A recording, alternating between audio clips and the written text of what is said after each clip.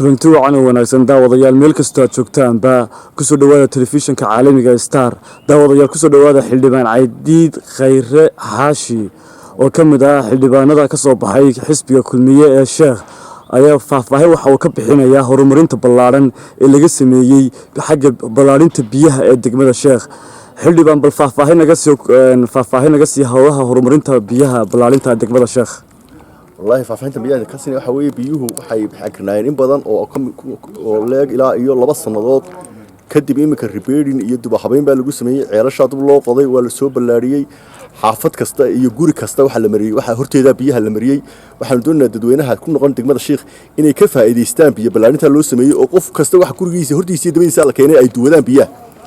oo say uga maarmaan booydii ay daba cararayeen oo dhibta badan ka haysatay taasoo aan filayno in aanay biyahaasu kala gol ahayn waayo waxa la sameeyay taangi qaada ilaa iyo 10 foosto waxaanu marka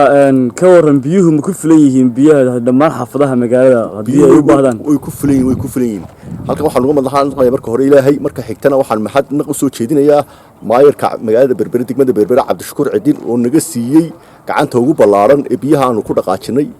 isagoo u damqaday dadkiisa inay mar labaad cabaan biyo nadiif ah waxaan leeyahay waa maayir waad ku mahadsantahay dadkaaga waad ku mahadsantahay waxaan u sheegnaa dadka dacaayadaha raqiiska meelaha la maraya adeer dadku biyo doonayaan in badan bay yeeni weydiinayeen biyihiina maanta halkii ugu wanaagsaneed bay marayaan adeer marka qofkan ilmihiisa biyo la baayo doonayna inuu dacaayad qaasi meelaha iska taago uma baahnin السلام عليكم وقت السودان سؤال كذا كويديو تدوينها كل رقم دقمة الشيخ محل أسود شدين يساعدوك باقي صعب وحنو باقي إني بيها إلى شران وحويد وحيد بالدابيك الدور وحيد بالدابيك وكينية أي كيل عليان أو أي إلى شدان بيها وأي لفظوا ديان شغالها وكالد بيها أي كشغالين بيها